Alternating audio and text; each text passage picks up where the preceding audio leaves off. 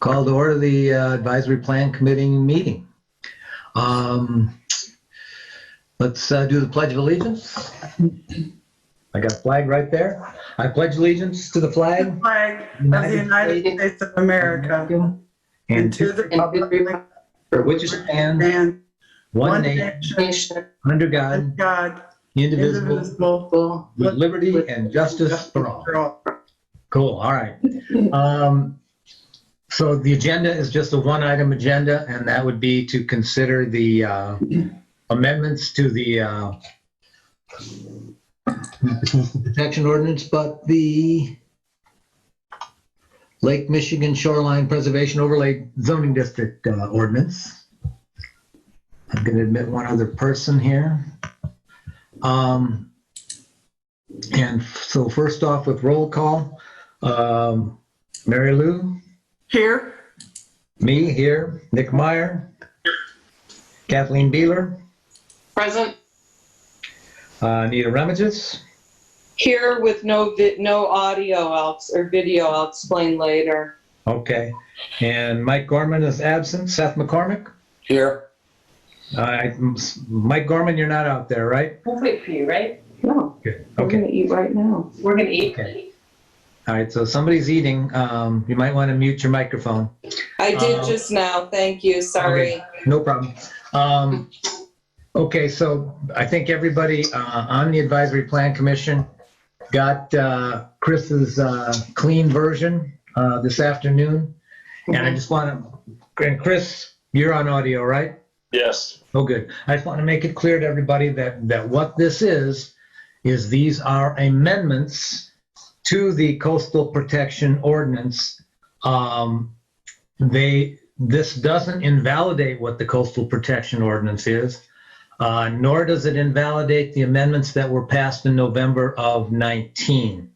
So those all still stand. These are amendments to the existing ordinance and amendment. Is that correct, Chris? Yeah, and I think what led to some confusion and some discussion that we had this afternoon too is because it's been a work in progress and discussion points. So the changes being shown within the overall, the entire ordinance, which didn't necessarily include some amendments for prior other sections. But the long and the short is the procedure and what's up before you tonight is you guys have over the past few weeks have discussed material changes to some specific sections and adding, in particular, the emergency repairs section. So that is what you all have before you. At some point, it does behoove us, and Dr. LeMay and I discussed this, that perhaps we can put on the website a red line version of the entire ordinance and a clean version of the entire ordinance. Now, every year the town publishes, and there's an ordinance out there, or there's a copy of the ordinances, the total code out there. But just trying to think of what the layperson does and trying to file something before building commission, BZA, etc. So in the short run, and even for those who don't know how to access the code and using this the service that the town uses, that maybe that will be a way to clean up any confusion as to the public and the layperson trying to understand, so you can see it all in one spot. But for tonight, what is proper and what we have done, and it's what normally happens when you're changing the code, you're not restating it every time and you're not changing everything. But I do think that there was some confusion with regard to the manner in which these discussions have taken place. And those who have seen the drafts of the discussion points being within the overall A version of the Coastal Protection Ordinance. So I hope that's clearer than mud. But what's tonight before you is just a clean ordinance amending very specific questions and not overriding or parsing out other sections that have been added or changed in the past.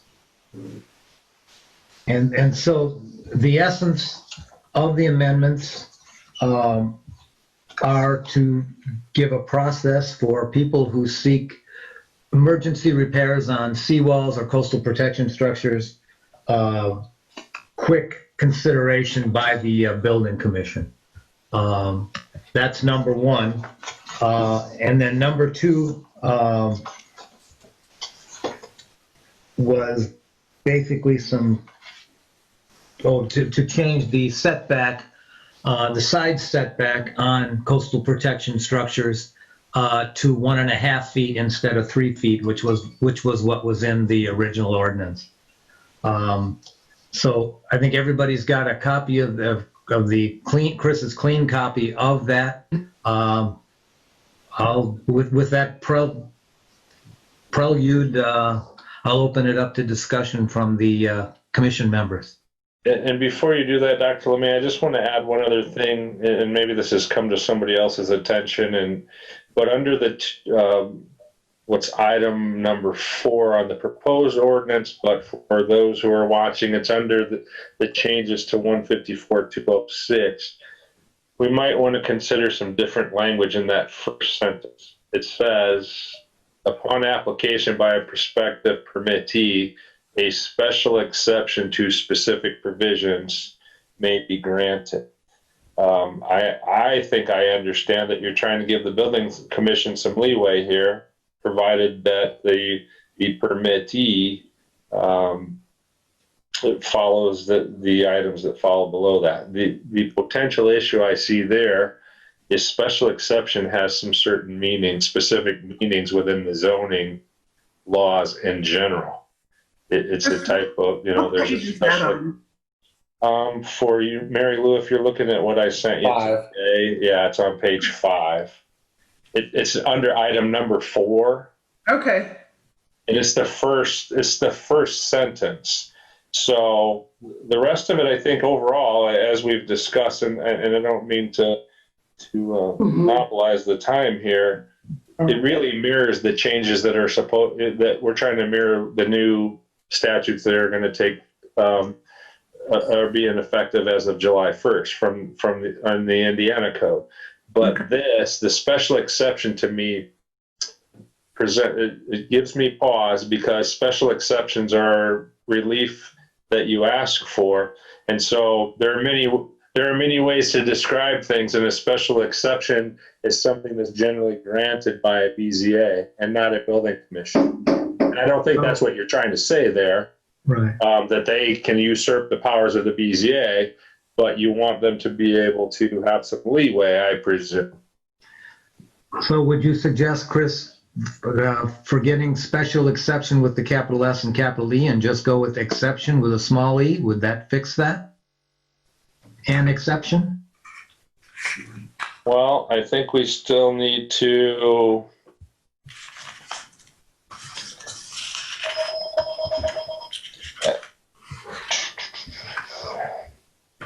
I think an exception maybe still is an issue. I think it's a fine line here. The BZA is empowered under state statute to grant relief from requirements of a zoning code. So maybe they're allowed to interpret to make sure that maybe the building commission is empowered to interpret the spirit of the code. I'm trying to capture what you're trying to do here, and to me it's to give them leeway, right, in the interpretation and the application of this. Yeah, but this is Seth McCormick, and I think typically a special exception can only be granted by the BZA. Under these circumstances, and I mean under this statute, in an emergency situation, the building commission has the power to grant. I don't know if it's actually a special exception. They have the right to grant a permit that will allow people to essentially protect their property. And so I do think this kind of convolutes the difference between a special exception that can be granted by the BZA and the powers that are granted by the legislature for the building commission to grant an emergency application. But I think this was supposed to be part recitation of the actual process that a typical person would go through in a non-emergency situation to have a special exception granted. So, I mean, I think that's the intent of this section. I don't know that it accomplishes it as written. I don't know if we need to add language that says, typically you would have to go through the BZA to get a special exception, but in an emergency situation, you can go through this statute or this ordinance. Special exception to.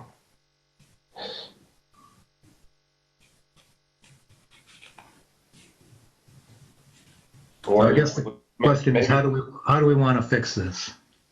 Well, and I guess the issue is, I mean, we're dealing with, do you want to simply say,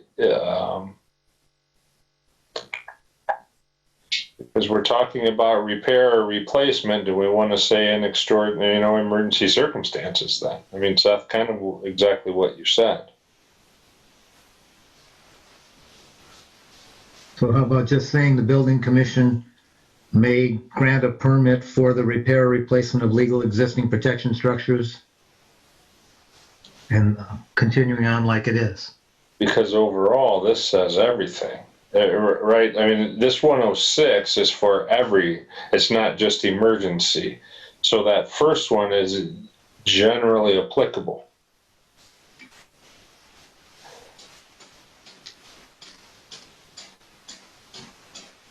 And my thought would be to add something at the end saying if and only if. I mean, I would change building commission in 154.206 in that first sentence to BZA, and then add a sentence at the end that says if and only, along the lines of if and only if an emergency exists, then the process of 154.207 shall apply.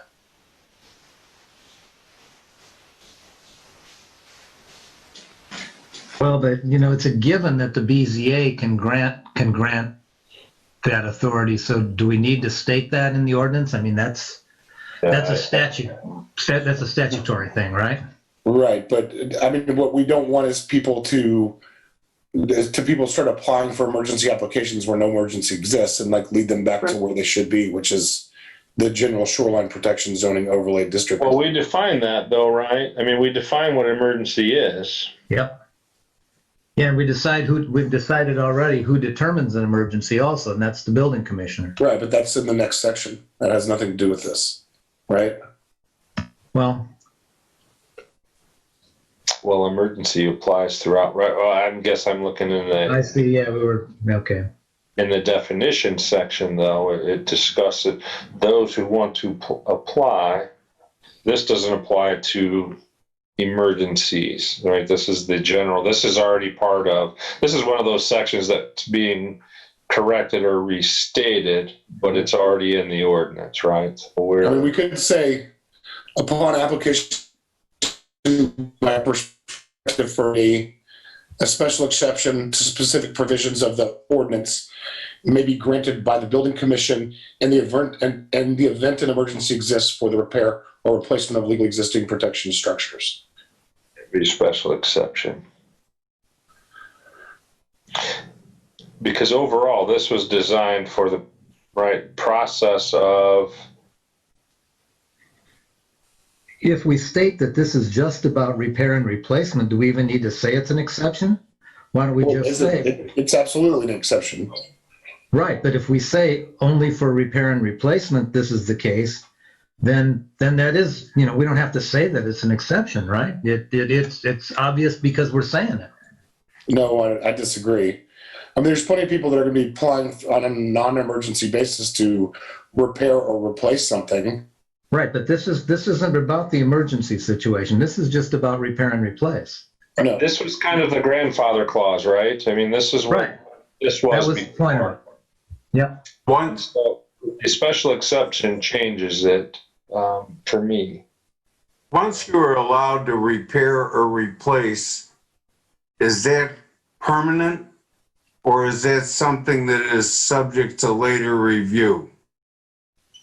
And since it's everything, we're talking about everybody in Long Beach, are we not? We're talking about the specific example of repair and replace in this paragraph. Or construct. No, I mean, No, this isn't about This construction. ordinance absolutely covers the construction of a brand new seawall. I mean, it literally says it. But in this paragraph. This section, this ordinance. Right, in the ordinance it does, but in this section it's just Well, this about paragraph doesn't just have to do with repair and replace. It has to do with. This is the grandfather clause, though. So I'm really just looking at what you guys are trying to accomplish here. And am I wrong? Is it more than grandfather? I mean, this says for existing non-conforming uses of or structures. So this doesn't have to do with existing conforming. This says existing non-conforming. Right, but the next sentence it addresses the installation of a new seawall, and it's literally the same language. Seth, is that within the same paragraph there? Yeah, it starts, maybe a dozen lines let down. It says a special exception may be granted by the board from the requirement that installation of a seawall be located. Okay.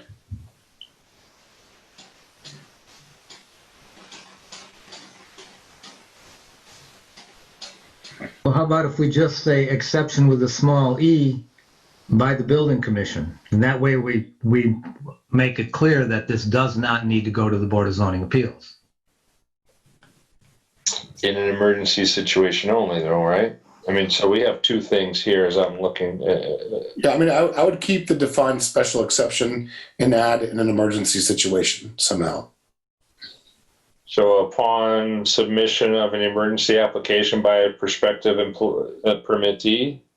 Yeah, a special exception to specific provisions of the ordinance, I'm not going to read it all, may be granted by the building commission in the event an emergency exists with a capital E emergency for the repair or replacement of legally existing protection structures. Alternatively, what if we just begin it with upon the submission of an emergency application by a prospective? That sounds actually more efficient. So how Then about we an could- application for repair and replacement of existing seawall permit? Well, then, I mean, you're going to have to make the same change in the next sentence, right? Yep. Because the next sentence addresses the installation of a new seawall. So let's go back. So the language that makes sense for accomplishing what your goal is upon the submission of emergency application by a prospective permittee, an exception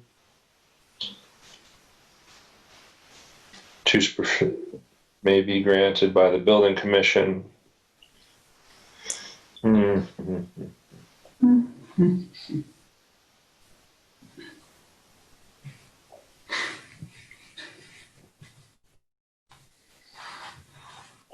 Okay. So then in the second one, same intro.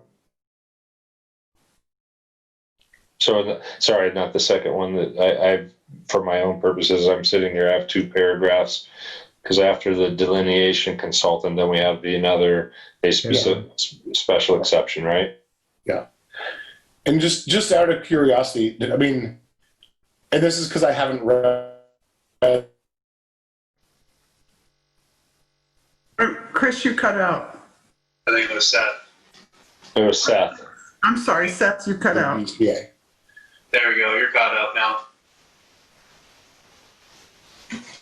We missed all of that, Seth. Do what?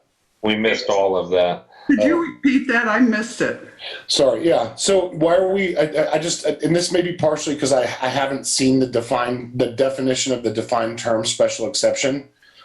So why would we take the defined term out, or does it directly relate to something the BZA does only? Because this sounds like this is a carve out of the defined term, right?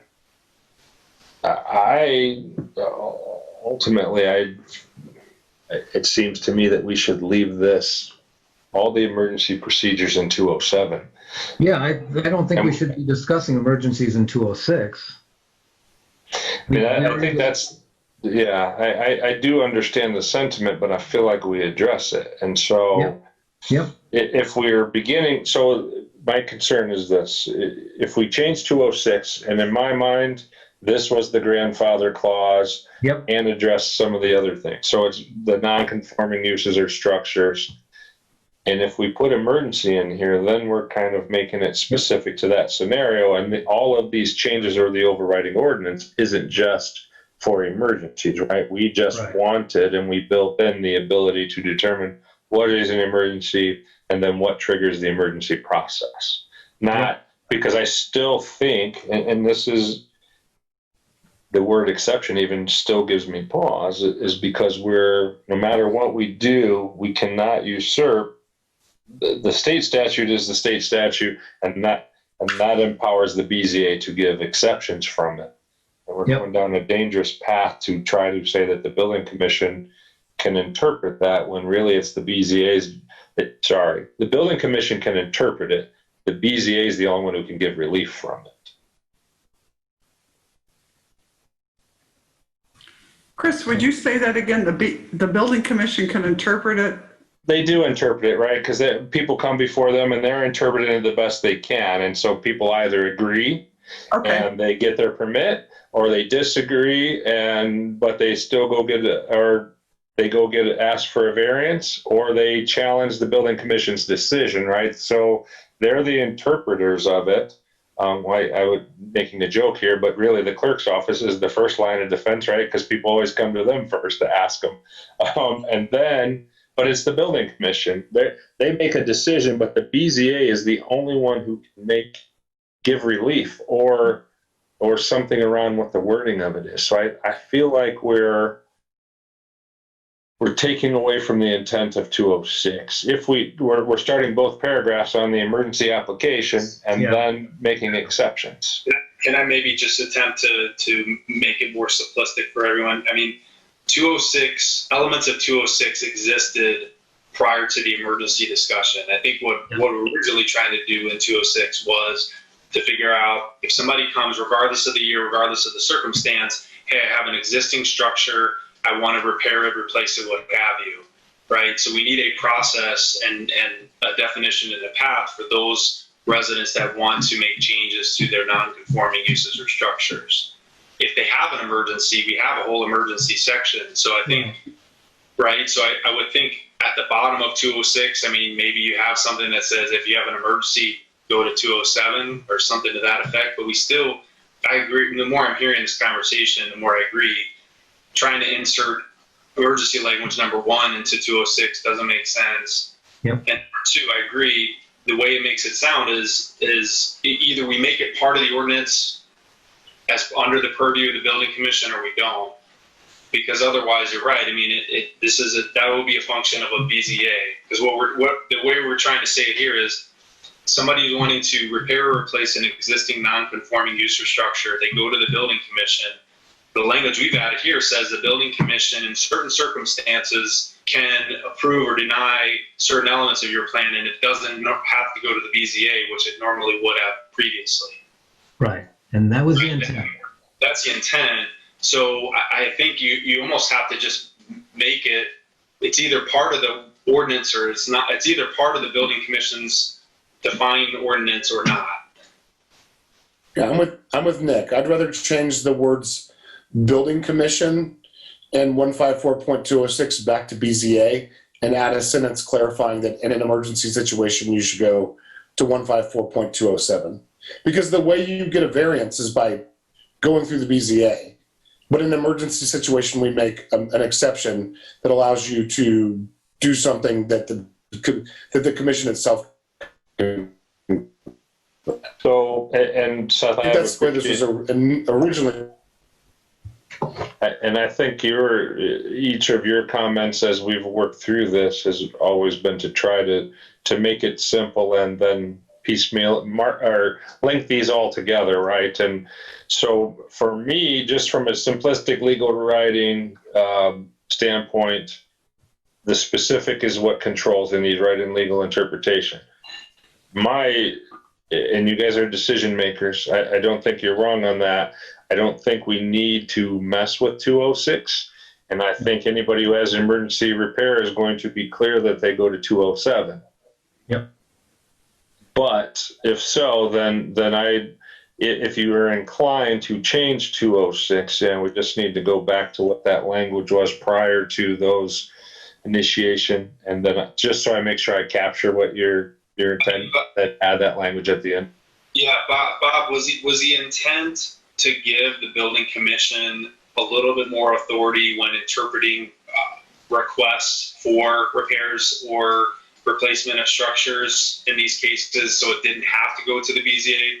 I mean, was the intent to try to make the decision at the building commission versus adding additional time to then go to the BZA? Yeah, the existing ordinance doesn't make people go to the Board of Zoning Appeals to repair or replace existing seawalls. And I think that's wise. I don't think you want to pass ordinances that are going to require more and more people to go to the Board of Zoning Appeals. Then the Board of Zoning Appeals is going to get overwhelmed. And really, I just think as a general concept, you don't want to pass ordinances that make people go to the BZA. That's, you know, if you're passing ordinances that are making everybody go to the BZA, something's wrong. And I think that would be the case if we made everybody go to the BZA who wants to repair or replace an existing seawall. Just so I'm clear, currently, if you have a non-emergency and you want to repair or replace your existing seawall, do you go to the BZA or the building commission? Just the building commission. Okay, then we should just, then I don't know why we would change this at all besides adding a sentence at the end. Exactly. That's what I think. I think we should leave 206 Do you agree? Yeah, leaving it, but the special exception is what throws it all off. And I don't know why you just strip the special exception language and just make it part of the building commission's purview under this ordinance. Okay, I'm fine with that. Okay. All right.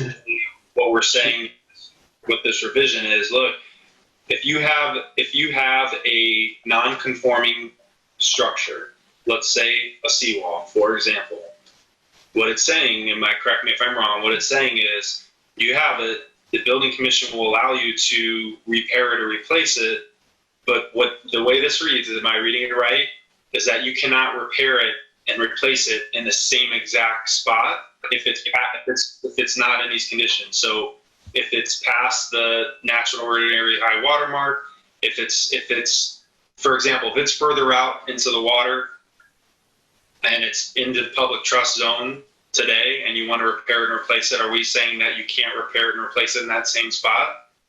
No, with the interpretation of the building commission would be you can repair and replace an existing seawall. The DNR in their position paper has said that the ordinary high water mark is the base of an existing seawall. So by definition, if you're repairing a existing seawall, well, physically you can't put it right on top of that seawall. That, there's no way you can drive the pilings. You have to drive it somewhere behind there. It has to be as close as you possibly can, and that's what most people are going to want to do. But it has to be behind. It can't be lakeward of the existing seawall. Got it. But isn't that what you've done to date? Yeah, I don't know if I agree with that interpretation, but I don't know if it's relevant for this this analysis. We're essentially stating what the rule is, and this is the rule that's been adopted by Long Beach, not by the state. And I think that the statute necessarily changes that, but I don't know if that's a discussion we need to have now. I think what we need to do is get the statutory provision right related to what our ordinances say. Yeah. So back to 206, is there anything that you want to change as it's currently worded and adopted then? Can we leave Sounds it like the we way need to take out the word special exception and change it to Well, a different word. So I guess what I'm looking at, Dr. LeMay, is and Seth, the change so that we're clear from how it exists now. Could you not just remove, so in the first use under 206, in the first sentence after the comma permittee, just remove a special exception to specific provisions. So it says so the sentence read, upon application by a prospective permittee, and then start with the Shoreline Protection Overlay District ordinance may be granted by the building commission. Does that do it?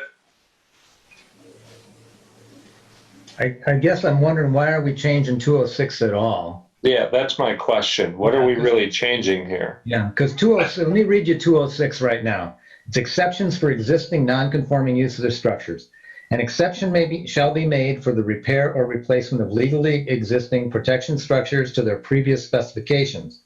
Additionally, exceptions shall be made for the installation of a seawall within 5 feet of an existing foundation of a property owner's primary use structure if the foundation is determined to be more than 106.6 feet lakeward from the northern boundary of Lakeshore Drive, but south of the natural ordinary high water mark, provided that all the other requirements set forth in this ordinance, as well as the provisions of Title XV, Chapter 154. To me, that says what we're saying now. I don't know why we need to change that. Yeah, I guess I was bringing it up to be sensitive to special exception equal BZA or usurping BZA, but Yeah, well, this is exception with a small e, so I'd rather keep the way we have the new language and write an exception to certain provisions of the shoreline protection zoning overlay district ordinance may be granted. Small e, change specific to certain, and then do the same thing. And just change in the second sentence, a special exception, just capital E, exceptions may be granted by the board from the requirement that installation of a seawall be located. okay, so it sounds like we've had plenty of discussion on 206. Sounds like we need to vote as to what we want to do. So Seth, were you looking at the clean version that Chris sent? Yes. Okay, I was trying to follow along when you were reading. Well, I think he was reading the version that exists now, Kathleen, so he could compare what exists to these proposed. So that different language you heard is as it exists without any changes. Yeah. So we don't want to have this special exemption in there at all, correct? Well, that's the question before the commission right now, commission. Right. So we're voting to take that out, correct? I think the words special exception, which are defined in a different statute, I think, are different ordinance. I think we're all agreed that needs to come out. It's a matter of how it needs to come out, right? I think your decisions are one, because it sounds like, for instance, if Seth is inclined to say, hey, we want to change 206, then he has a proposal of how this language should be. And then you guys vote whether it should be changed at all, or alternatively, you leave it as is, as Dr. LeMay was suggesting. Okay. Any other discussion? I have a question. When we first started out, we said we're going to change the side setback from 3 feet to 1.5. Correct. So explain that to me, because I know what 18 inches is versus 36. So tell me, where is this, like the side of my house? No, this is the setback for a shore protection structure. You can't build a seawall all across the front of your property unless you're connecting to your neighbor's property. So if you have a house that's on the lake, and you have an empty lot next door, say a town stop, you can only put your seawall out to within 18 inches of the property line, whereas you could put it within 3 feet.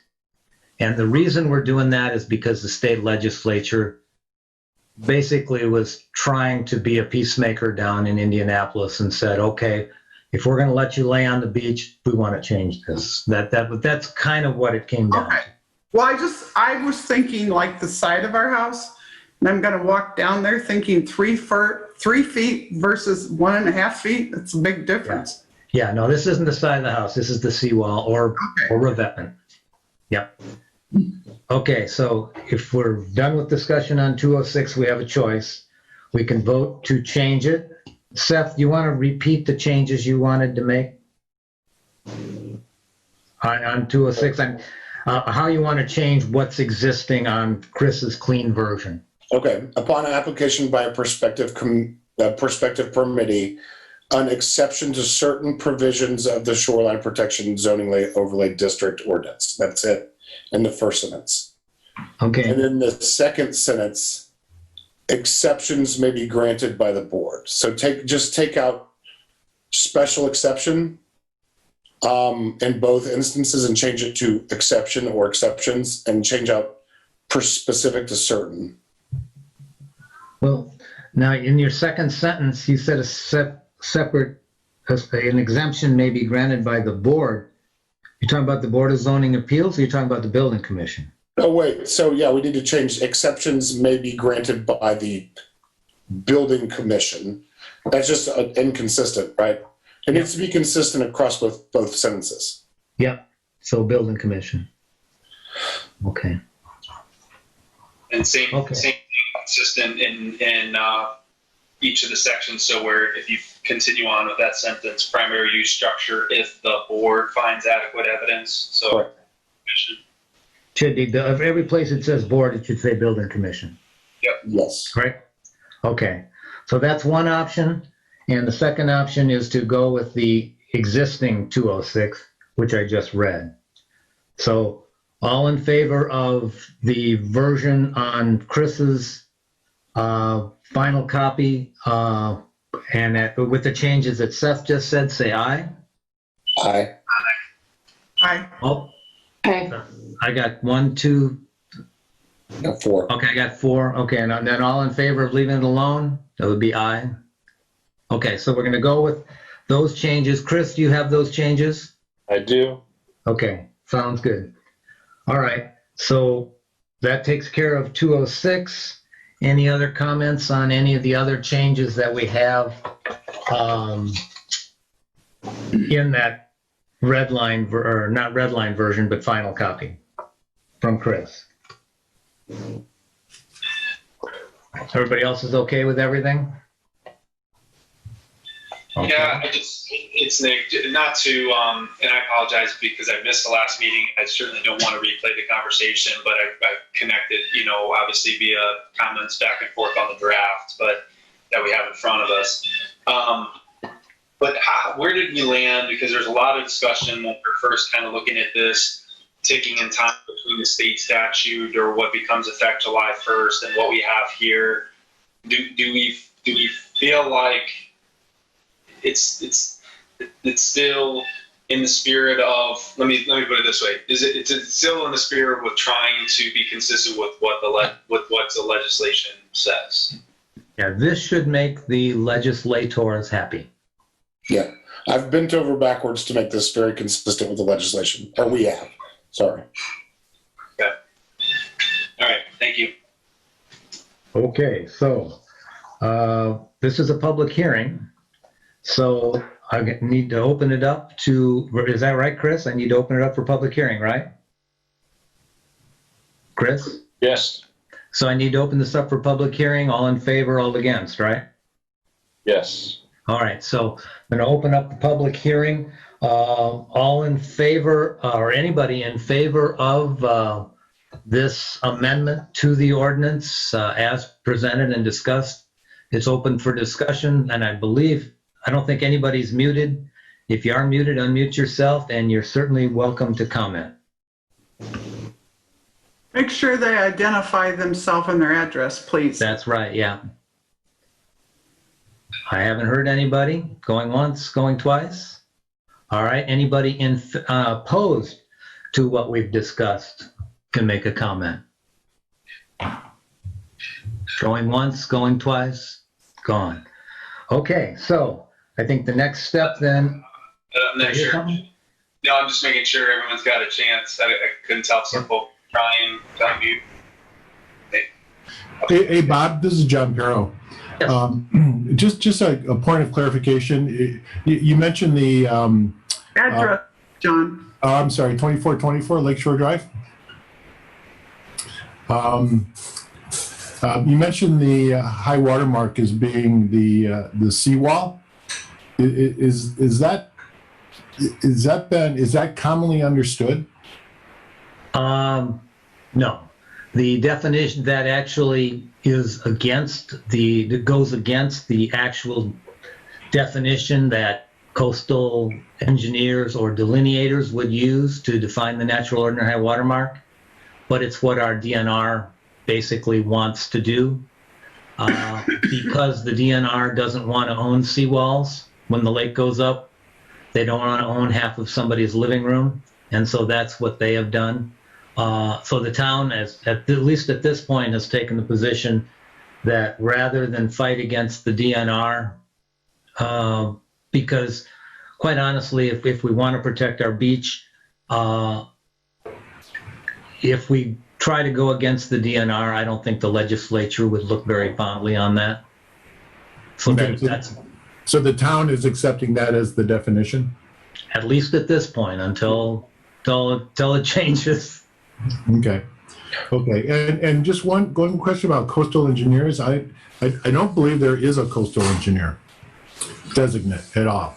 And I don't know if this is the point to talk about it or not, but there doesn't seem to be a designate coastal engineer. So, and there's reference to it quite a bit in the ordinance. So, Yeah, Indiana does not have registered coastal engineers, but Michigan, Illinois, and Wisconsin do. And their state actually certifies their coastal engineers. but Indiana doesn't. So why do we have it in our Indiana? Because if you want to build a coastal protection structure, you have to bring in somebody from another state.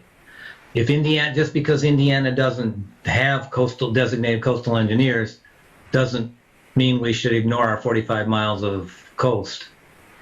Okay, because my engineer John Doyle said he's never ever heard of a coastal engineer. There's no known designate, and he's been in the business 45 years. So You should try Wisconsin, Michigan, or Illinois. They have them. Okay. Thank you for the clarification. Mm-hmm. Okay, so we've. Hey, Bob. Yes. Yes, John Mangle, 1508 Lakeshore Drive. I'm sorry, who's this? Hello? Okay, John Mangle? John Mangle, 1508 Okay, Lakeshore gotcha. Drive. Okay. Just purely about 206 and 207. Yes. Okay, because I might continue to throw out there that the dimensionally, some of those things are quite egregious.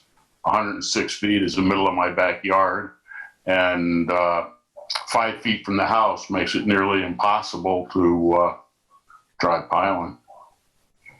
So I guess I would just put that out there, and it's at some point all these things may come home to roost or not.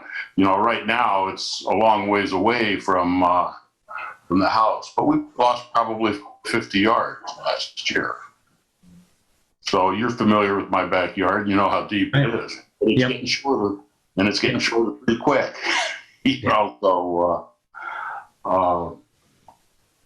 it would be a shame to just allow that all to disappear, and then here you have a few feet from the house, you can do something, right? Yeah.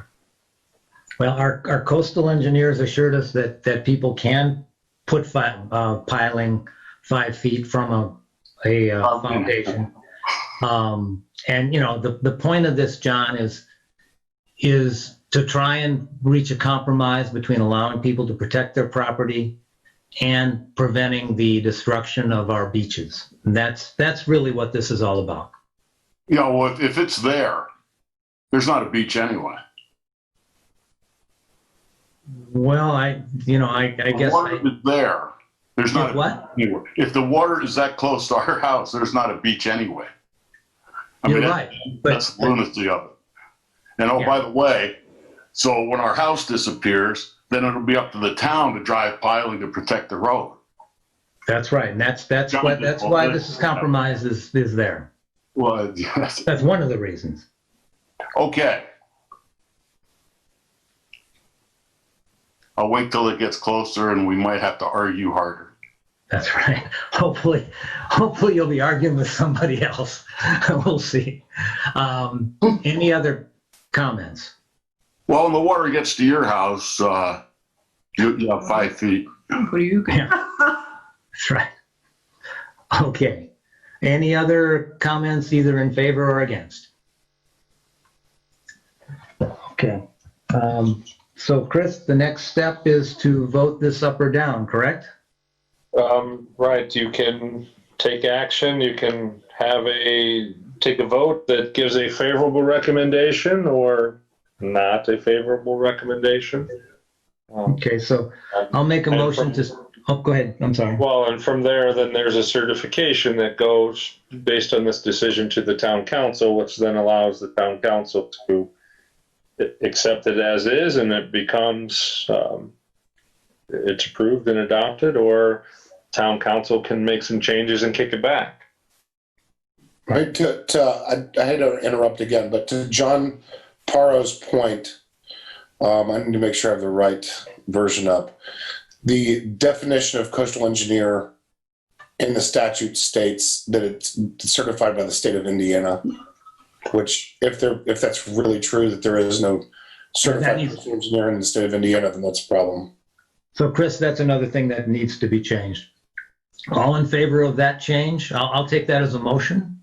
Yep. I'll second it. All in favor of that change, say aye. Aye. I was going to ask for discussion. What are you changing it to? Just that there would be a state certified of a neighboring state, and an Indiana one doesn't exist. I would say let's just take the name of the state out of there and just say Yes, certified just coastal certified engineer. capital coastal engineer. Yeah. All right. Yep. Yep, it says Indiana, it shouldn't. I hadn't seen that.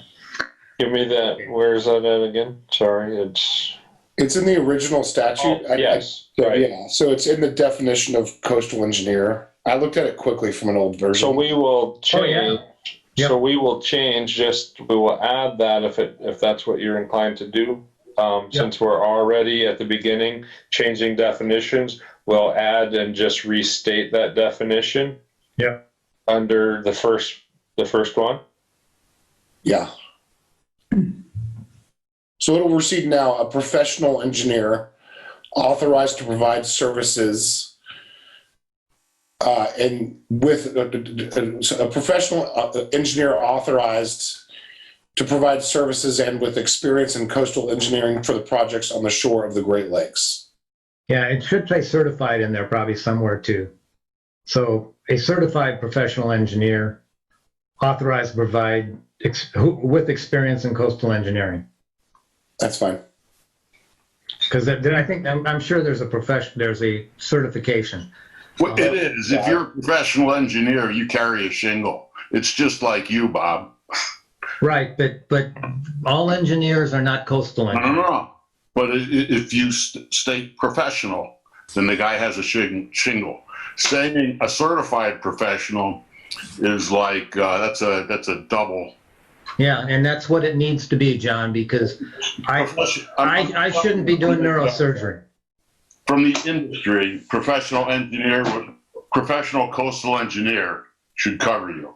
Yeah, I said as long as it says coastal engineer, that would be the thing. I think there's a difference. There's a distinction between professional engineer and coastal engineer. I think a professional engineer certified to provide services with experience in coastal engineering for projects on the shore of the Great Lakes. Yeah, and we actually have. Engineer will be a professional engineer in whatever field he is a professional in. Yeah. So if it's a professional coastal engineer, that's it. That's the guy you want. Correct, but not a professional guy who dirt engineer or professional, engineer who practices, like in oil and gas. That's not the same thing. Yeah, I would propose that it say either a coastal engineer or a professional coastal engineer, but you have to specify what type of engineer, because you also need to have professional in there because that's the only guy who can sign his name to a document. Agreed. I might be a great engineer, but if he's not a professional, he can't sign his name to a document. Yeah. And that's what you want. You want that guy to carry the liability. So who's been signing off on all these years? We've had certified coastal engineers on all these. On all of them? Well, since we passed this ordinance, yeah. I mean, I know that my permit or application, I didn't have a coastal engineer. That hasn't been approved yet, right? No, it's been approved. Well, we've got a list of 3 certified, are you doing anything to your coastal protection structure? You're just filling in behind your seawall, right? Yeah, right. Well, that's a different thing. You're not building a new coastal protection structure. So that's the difference, John. Oh, it's only for new, For protection. repair of seawalls or replacement of seawalls or new seawalls. But we're not doing anything to your protection structure. I understand. My apologies. Yep, that's the difference. So I guess my thought is professional and certified both need to be in that definition. Mhm. I think we're saying a professional coastal engineer, right? Because I think with Mr. Mengel's point, you're going to be certified if you are a coastal engineer. You're going to have that certification. If you have professional coastal engineer.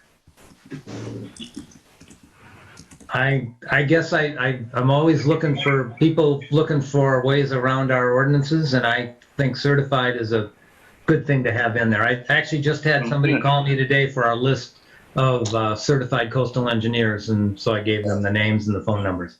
In the current definition, professional, like the P in professional and the E engineer occur together, and they're both capitalized, and they're not defined elsewhere in the statute, which leads me to believe that the word professional engineer has a specific legal meaning. Absolutely. And so I would prefer to keep professional engineer together and then add certified coastal, so somehow incorporate the certified coastal engineering as, or it is, a professional engineer in quotes, or capitalizes a defined term, authorized to provide, or not even authorized to provide, certified in providing coastal engineering services. Yeah, I'm good with that. Yeah, I think that, and for those who may not remember or aren't aware, that original language came from the consultant as the original version of this was put together. And as we've subsequently learned that Indiana, as they said then, Indiana was 75 years behind coastal protection in general, let alone these things. So that language, as Dr. LeMay pointed out, is common everywhere. But I think, Seth, your suggestion of that, certified to provide coastal engineering services, that I think that sufficiently covers it. Cool. Seth, you make that as a motion? Sure. Yes. I'll second it. All in favor, say aye. Aye. Cool. All right. So we've changed it. We've had the public comment. And so now I'll entertain a motion to send this to the town council with a favorable recommendation. Motion. Seth McCormick. All right. Any other discussion? All in favor, say aye. Aye. Aye. Aye. Did we hear from everybody? Aye. I think Anita signed off. Okay, so 5 in favor and nobody, and so nobody against. All right, so Chris, I need to stop by your office and sign this certification, right? Well, you can approach it 2 ways. I have one prepared for each scenario, and so I can email it to you and you can sign and scan it back, or stop however you'd like, and then we just need to get it to the town council. I don't have a scanner, so I will drop it off at your office, and then you're going to make up the final copy, final version of this with the discussion we had tonight, right? I am, and I will send it to the APC and copy the town council. I'll send it along with the certification to the town council and copy the APC on that. Sounds good. All right. Hey, Bob. Yes. The town can, if you don't want to go to his office, the town can scan it for you. That's true, although I can probably drop this off. I'm an old-fashioned kind of guy. That's so all right. It gives me an excuse to get out of quarantine, too. That's good. Yeah. Yeah. All right. Anything else anybody else wants to talk about that's not on the agenda, which was limited? All right. Now hear a motion to adjourn. I make the motion. Do I hear a second? Second. All in favor, say aye. Aye. Aye. Good night, everybody. Good night.